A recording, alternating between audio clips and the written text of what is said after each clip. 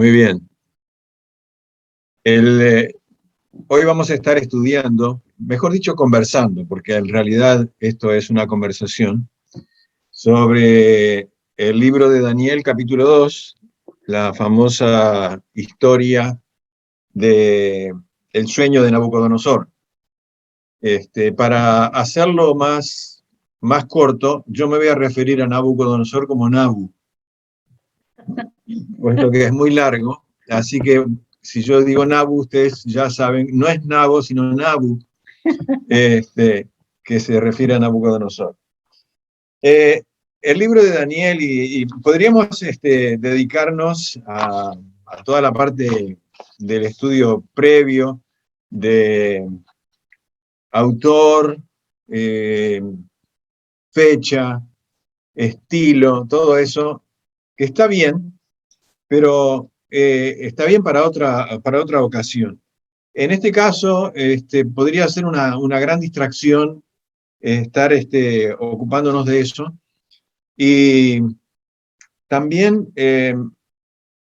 quedarnos atrapados en la narrativa de la historia de cómo Daniel logró eh, conocer el sueño de Nabucodonosor y cómo también logró interpretarlo. Vamos a hacer un recorrido sobre el texto, por supuesto, porque esa es nuestra base. Pero, y también debo decir que cuando estudiamos la Biblia, es muy importante ser curioso, no tener miedo a hacer preguntas. Y, por ejemplo, yo escribí algunos consejos. Digo que cuando uno estudia la Biblia debe buscar con la dedicación y la perseverancia de uno que está comprometido con la búsqueda. Se puede buscar porque uno realmente quiere saber, o se puede buscar porque no tiene otra cosa que hacer, o se puede buscar por deporte. Porque el trabajo intelectual puede ser también un deporte. No es en el caso de la Biblia. Cuando uno busca, tiene que buscar con la disciplina y que el tema Biblia requiere. Es un estudio serio, es un estudio para la vida. Tenemos que buscar con la certeza de que hay más de lo que ya conozco. Y entonces la curiosidad me lleva a ser más específico en la lectura, en los detalles. Muchas veces hemos hablado de que cuando alguien escribe un libro, tiene mucho material y el libro se escribe con el material que se elige. Quiere decir que lo que está en el libro tiene una razón de ser ahí, tiene un propósito la información que está allí. Entonces me pregunto, ¿por qué está esto acá? También el libro, Biblia, es un libro coherente. Tenemos que ir buscando continuamente en entender el mensaje general del libro y no quedarnos atrapados en algunas situaciones que a veces pueden ser un poquito controversiales. Si son controversiales, mi curiosidad me va a llevar a estudiar un poco más y resolverlo, porque hay solución. Debo buscar con la convicción de que a pesar de los buenos libros sobre la Biblia, todavía esos libros son visiones parciales de quien escribió el libro. Entonces, yo, haciendo un acto de, digamos, de confianza, me tengo que entender suficientemente inteligente como para descubrir qué es lo que Dios quiso decir en este pasaje. Debo buscar asumiendo que siempre existe la posibilidad de estar equivocado. Por más que me parezca una excelente idea, puede ser que esté equivocado, que esté deslumbrado por un término, y entonces siempre dejar la puerta abierta para seguir estudiando y a ver si realmente es como yo pienso que es. Mirando un poquito rápidamente el capítulo, encontramos que Nabucodonosor, o Nabu, tiene un sueño, o tiene, según otras versiones, tiene varios sueños. Y estos sueños le quitan el sueño.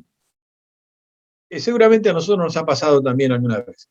Él está soñando algo y le quita el sueño, no puede dormir, tratando de pensar qué fue lo que soñé. Así que él llama a todos sus consejeros, y tenía en la corte del imperio neobabilónico que él dirigía, tiene un montón de gente. Y lo llama y le dice que tuvo lo que pasó y que necesita ayuda para entender qué es lo que pasó, pero no se acuerda del sueño.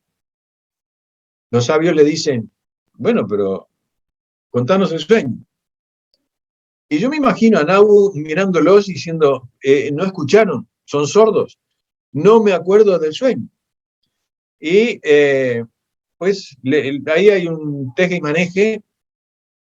Le dicen, no hay una persona en el mundo que pueda adivinar tu sueño y explicártelo. Si lo supiéramos, te lo explicaríamos. Y él se enfurece y dice, bueno, si no son capaces de hacer esto, los voy a matar a todos. No solamente los voy a matar a todos ustedes, sino que voy a destruir sus familias y les voy a prender fuego a sus casas. Era radical en Nabu. Cuando se enojaba no tenía límite. Bueno, y aquí aparece Daniel. ¿Por qué fueron a buscar a Daniel? Bueno, para eso tendríamos que irnos al capítulo 1, y en el capítulo 1, versículos 17 y 18, nos va a decir que Daniel y sus 3 amigos, que habían sido traídos cautivos desde Israel, parece que eran muy inteligentes, y Nabu se dio cuenta cómo era la cosa, y los apartó para prepararlos. Dice el capítulo 1 que esta gente, los 4, estudiaron muchísimo, entendieron toda la literatura de los caldeos, que yo los invito a ir al doctor Google y ver quiénes eran los caldeos, y entonces ellos eran parte de los asesores del rey. Así que cuando el rey hace el edicto que va a matar a todos, los van a buscar a Daniel y a sus 3 amigos. Daniel, en esa circunstancia, no se asusta, tampoco se queda tranquilo, pero le dice al encargado que lo fue a buscar para matarlos, ¿por qué hizo esto, Nabu? ¿Qué problema tiene? Y le explicaron, y entonces Daniel le dice, bueno, dame un tiempo, a ver si yo puedo hacer algo. ¿Qué hace Daniel? Se va inmediatamente a su casa, habla con sus amigos y le dice, por favor, oren conmigo y pídanle misericordia a Dios para que Él nos revele cuál fue el sueño y cuál es la explicación. Así que hacen eso. Dios le revela el sueño a Daniel. Él dice que se lo revela en un evento nocturno, tiene un sueño, y entonces vuelve y le dice al encargado de ejecutarlos, llévame con el rey porque yo ahora sé cuál fue el sueño. Más rápido que pronto, el encargado lo lleva a Daniel y lo presenta con el rey, y el rey le dice, así que vos sabés lo que soñé, y me vas a explicar cómo es. Y Daniel observa lo que hace. Le dice, rey, no hay persona en el mundo que pueda hacer eso. Yo me imagino la cara de Nabu diciendo, este es otro cuentero. Y él va y le dice, no hay persona en el mundo que pueda hacer esto, que pueda adivinar lo que soñaste vos y explicártelo. Pero hay un Dios en el cielo que Él revela esas cosas. Y dice, y no me lo reveló a mí, observen ustedes lo que dice, no me lo reveló a mí porque yo sea más inteligente o sea mejor que cualquier otra persona. Me lo reveló para que vos entiendas lo que soñaste y cuál es su significado. Entonces él le dice al rey, el rey estaba preocupado por el futuro. Estaba preocupado por el futuro y entonces Dios tuvo la buena idea de explicarte el futuro por medio de ese sueño. Y empieza con la estatua con cabeza de oro y diferentes metales hasta que llegara a los pies una mezcla de hierro y loza. Y muy interesante también señalar que cuando Daniel le empieza a explicar el sueño, Daniel le dice, esa cabeza de oro sos vos. Y uno podría quedarse atrapado con la forma en que él se refiere al rey, diciendo, vos sos el rey de reyes, Dios te dio potestad sobre todo el mundo, sobre las aves, y tu reino que abarca todo el mundo va desde la Mesopotamia hasta el Nilo. Y uno se empieza a preguntar, pero ¿cómo? Si es de todo el mundo. Bueno, no debemos quedarnos atrapados con eso y simplemente era una fórmula de alabanza que era de respeto para el rey, es decir, ese tipo de cosas. La cuestión es que le explica que serán una serie de reyes y de imperios, perdón, él le dice, con la cabeza de oro, le dice, ese sos vos. Luego, cuando empieza con la plata, el bronce y el hierro, empieza a hablar de reinos, no de personas. Y eso es un dato interesante. Y termina, dice, viste que en el sueño se desprende una piedra y nadie la tocó, se desprende sola, le pega a los pies de la estatua y la estatua se pulveriza y desaparece, el viento se lleva el polvo. Y esa piedra se transforma en un cerro, en una montaña. Dice, eso es el reino que Dios va a establecer y que no se lo va a entregar a ningún pueblo. Ahora, está muy interesante la historia. ¿Por qué estaríamos nosotros hablando de esta historia hoy? Porque parece que es muy remoto el tema, muy remoto todos los acontecimientos. De hecho, consideramos que Daniel vivió en el siglo VII antes de Cristo. Y yo creo que una pregunta muy legítima es preguntarnos qué hay en esta historia para nosotros. ¿Qué cosa puede servirnos para hoy? Que al fin y al cabo, nuestro estudio de la Biblia siempre debe llevar ese propósito.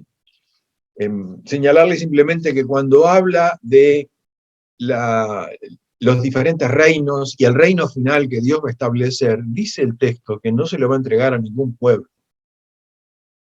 Es interesante, porque hoy día hay una corriente muy importante que dice que el Estado de Israel es el pueblo elegido de Dios y que va a restaurar. Bueno, de acuerdo a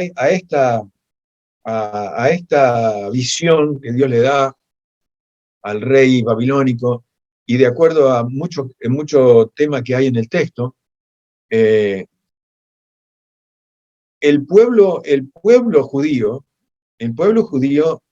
como el pueblo elegido ya fue.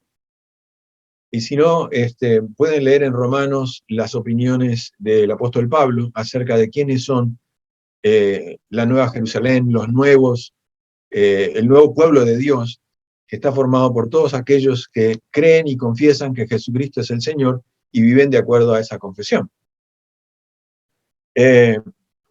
Volvemos a la pregunta, ¿por qué estudiar este pasaje? Bueno, yo creo que Daniel nos da una serie de valores y nos enseña en este capítulo una serie de principios que son muy importantes para la vida de hoy y de siempre.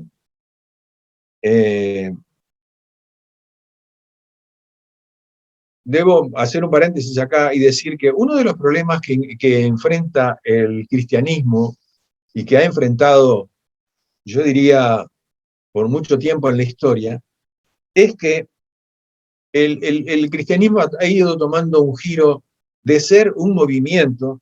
Si ustedes recuerdan algunas expresiones cuando persiguieron a Pablo, decían, estos que trastornan el mundo entero. Así se refería a los cristianos o al cristianismo como un movimiento que realmente tenía un impacto. Ese movimiento ha ido haciendo un giro histórico hacia una experiencia religiosa. Y lo digo de experiencia religiosa, lo digo con comillas, gracias.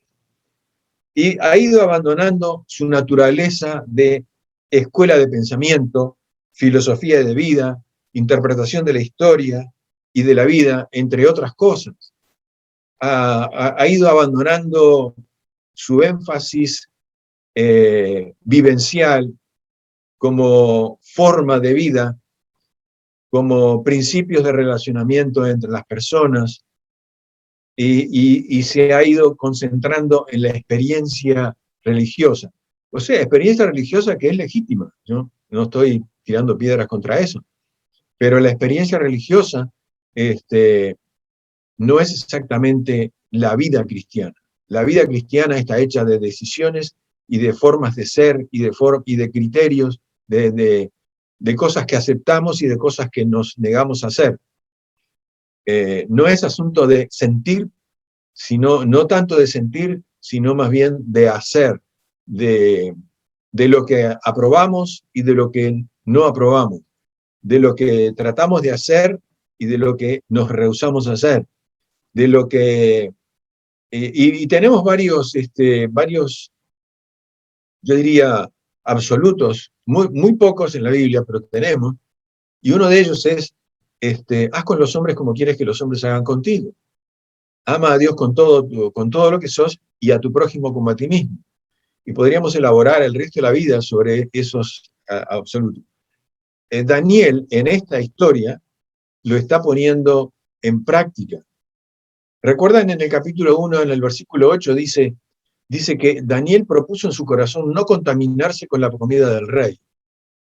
Bueno, era una actitud muy valiente por un lado y muy tonta por el otro. Pero él nos demuestra en esa actitud que tenía convicciones. Las convicciones son aquellas cosas que nos permiten hacer decisiones en un cierto camino, en un cierto rumbo, y no nos permiten hacer decisiones en otros ciertos rumbos. No es que nos esforzamos por no hacer tal cosa. Nuestras convicciones, nuestros principios no nos permiten hacer ciertas cosas. Cosas como, por ejemplo, ¿cuántas veces hemos encontrado gente que se lleva algo del trabajo? Bueno, el que tiene convicciones vivenciales, le gustaría llevarse tal o cual cosa, pero sus principios no le permiten. ¿Cuántas veces hemos encontrado que sería más fácil hacer las cosas mal que las cosas bien? Bueno, los principios no nos permiten hacer esas cosas. Primero porque hemos aprendido que Dios nos guía de una manera. Segundo, porque nosotros hemos decidido hacer las cosas como a Dios le gusta y hemos entendido que hemos sido diseñados para vivir de esa manera. Entonces, estos principios no nos permiten hacer, y tengo que ser genérico porque ustedes son inteligentes y pueden hacer la asociación que sea necesaria. Daniel aquí está claramente diciendo, bueno, mi compromiso es con Dios. Yo no elegí estar cautivo acá, pero voy a hacer, en estas circunstancias, voy a hacer, seguir estando comprometido con Dios. Pero no es simplemente una decisión heroica, un sacar pecho, sino que él le propone al que le está diciendo que coma y que tome lo que el rey le manda, le propone otra cosa. Y ustedes recuerdan la historia, le dice, bueno, danos 10 días donde nosotros vamos a comer legumbres y nuestra dieta, y si nos vemos más pálidos y menos, vos ganaste y vamos a comer la comida del rey. Pero si no, entonces vamos a seguir comiendo nuestra dieta. Tenía que ver esto tanto con la comida, no tanto, sino tenía que ver con las convicciones. Y ya sabemos la historia que se ven mejor después de esos 10 días, y entonces ellos siguen comiendo lo que estaban acostumbrados a comer. Cuando tiene la oportunidad en esta historia de resolverle el problema al rey, lo que hace Daniel es decir, no dice, no, porque yo soy muy inteligente, yo soy muy sabio, esto es pan comido para mí. No, en absoluto. Él va y busca a sus compañeros para que le ayuden a pedir misericordia de Dios, porque él no se quiere morir. Y Dios es fiel, Dios le contesta, y entonces sabemos perfectamente lo que pasó. Bueno, es interesante en esta lectura, si nosotros leemos así un poco a la pasada la historia, hay varios puntos que se nos pasan inadvertidos.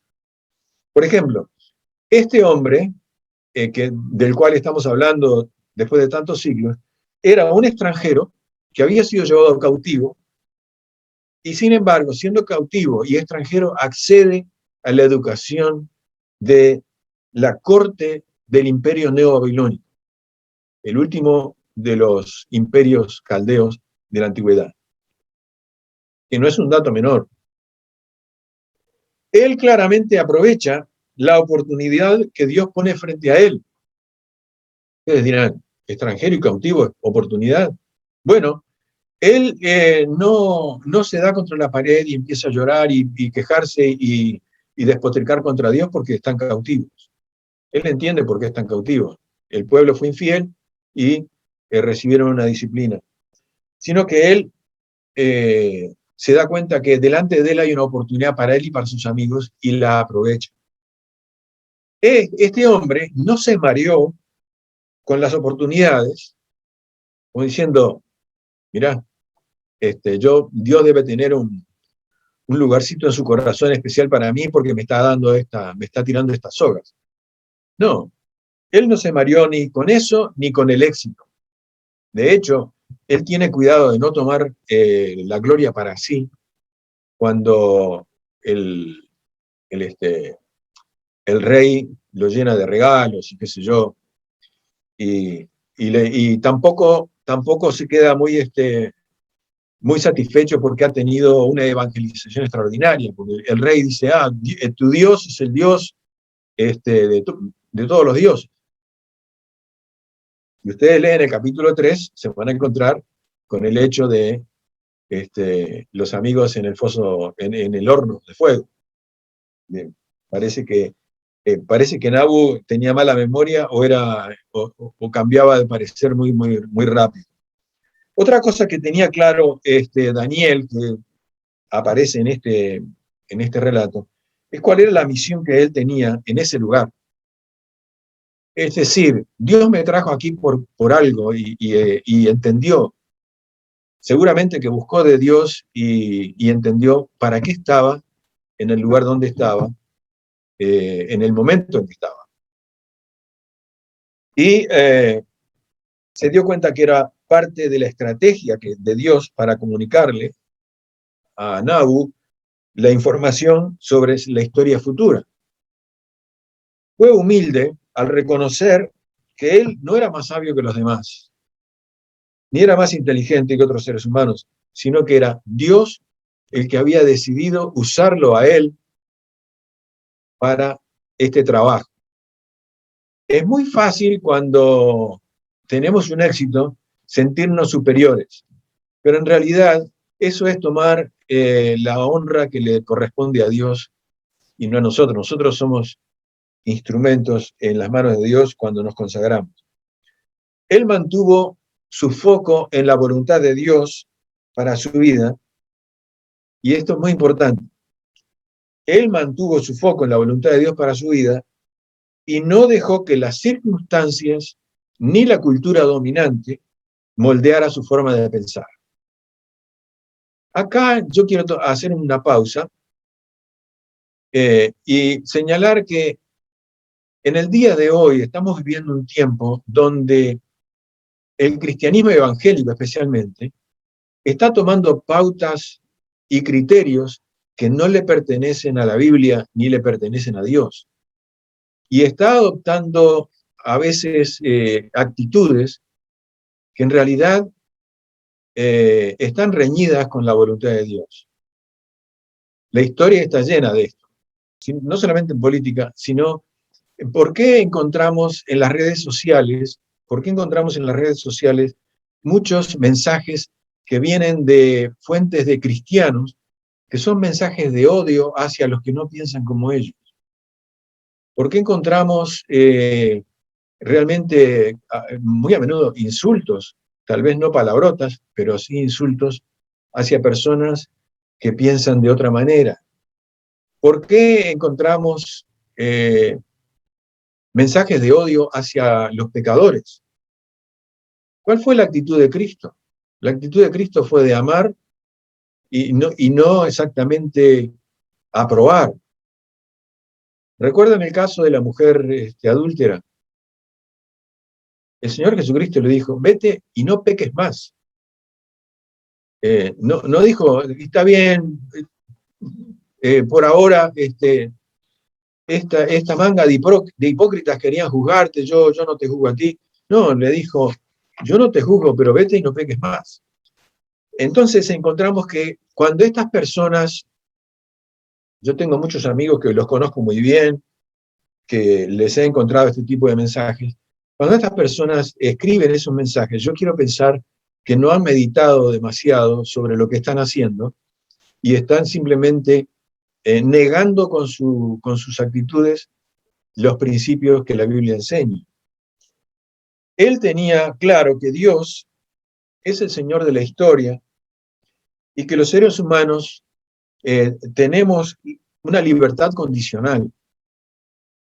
Somos libres para hacer lo que tenemos que hacer. Y aquí entra las decisiones que tomamos basados en las convicciones que la palabra nos enseña. Somos libres para hacer lo que tenemos que hacer, que lo cual es diferente del libertinaje, que el libertinaje, hacer lo que siento y lo que tengo ganas, termina atentando contra otros seres humanos, y eso está absolutamente reñido con los pequeños absolutos que yo les mencionaba. La pregunta que yo me hago es, ¿qué o quién moldea nuestra forma de pensar y por consecuencia nuestra conducta? Podríamos hablar de la cantidad de personas cristianas que cometen pecados. Todos hemos pecado y todos, de alguna manera u otra, tenemos que estar atentos y pedir perdón continuamente. Pero cuando hablamos de cristianismo, de iglesias, de organizaciones, de denominaciones, nos preguntamos por qué históricamente estas organizaciones han violado los principios que claramente enseña la Biblia. Y no, me imagino que en su cabeza se les plantea la Inquisición católica de la Edad Media. Claro que fue terrible, en el nombre de Dios haciendo esas cosas. Pero este señor que descubrió el sistema circulatorio del ser humano, Miguel de Servet, fue ejecutado por un protestante, por Juan Calvino, en la ciudad de Ginebra. O sea, para dar dos ejemplos de los dos lados. Y ¿no será que cuando estamos leyendo a Daniel, por ejemplo, y observando las actitudes de Daniel y cómo él se plantó en fidelidad a Dios, estamos pasando por alto estas cosas? Tal vez nos conformamos con formas y rituales. Cuando hablo de formas y rituales, estoy hablando de profesión de fe, pasar al altar, cultos emotivos y ese tipo de cosas.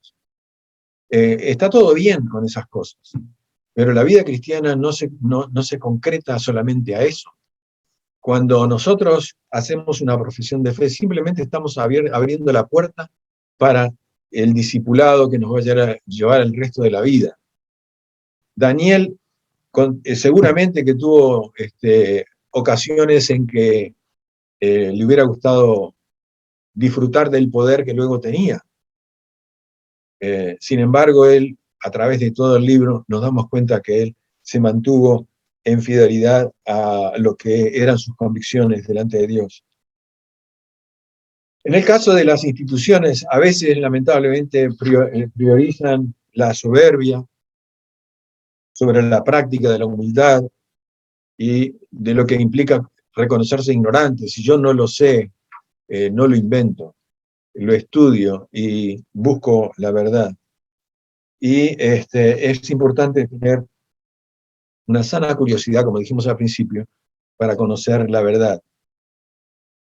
Tal vez también porque los cuestionamientos desafían a la soberbia de la autoridad, en lugar de reconocer la oportunidad de explicar si es que se tiene razón, o reconocer las limitaciones del conocimiento humano y estar continuamente en crecimiento, asumiendo que la única fuente de conocimiento es Dios. No le pongamos ninguna escarapela al enemigo diciendo que tal cosa, que tal conocimiento viene del enemigo. Lo que sabemos y lo que hemos logrado saber y lo que vamos sabiendo viene de Dios, porque Dios es el creador de todas las cosas. Entonces, ¿cuál es la relevancia de este relato para nosotros? Es mostrar la fidelidad de Dios para con sus siervos. Es el hecho de que Dios usa para sus propósitos los instrumentos que Él quiere. Dios no está sujeto a lugares geográficos ni a cierto tipo de regímenes políticos. No es cierto que hay un sistema político cristiano, no existe. Y demuestra este relato para nosotros que la sabiduría y la sagacidad que demuestra Daniel frente a una situación tan peligrosa es simplemente haberse puesto en las manos de Dios para ser instrumento de Él, sabiendo en quién ha creído, dijera Pablo. Decimos que hay dos palabras claves, y seguramente lo han escuchado. En el cristianismo la palabra clave es sumisión, y la palabra clave en las sectas pseudo-cristianas es manipulación. Es que tenemos que vemos a alguien que está tratando de influenciar a Dios de alguna manera o decir que Dios hace esto o lo otro. Ojo. Ahora, ¿qué significa sumisión en el cristianismo? Sumisión absoluta. Significa consagrarse y dejar que Dios forme en nuestra mente las convicciones que Él tiene planes de hacer. Pero tenemos que reconocer que uno no se puede consagrar o someterse a algo que no conoce, o no se puede o no debe consagrarse o someterse a una buena idea que ha tenido uno. Siempre debe examinarla con el Señor y con la palabra. En realidad nunca dejamos de aprender, pero ese aprendizaje debe tener una orientación, debe tener un rumbo, debe tener una meta, y la meta es ser como Cristo. Y volvemos al centro de la cosa. Ser como Cristo es conocerlo y tratar de ser como Él. Digo tratar, porque no olvidemos que Cristo es Dios. Y sí, es ser humano al que podemos mirar, intentar ser como Él y ir creciendo hasta el día que nos presentemos delante de Él. Es llegar a ser tan completos como es posible. Daniel no era perfecto, pero en esta historia él tenía claro quién era, para qué estaba y estaba haciendo su trabajo. Y es un continuo progreso hacia la perfección.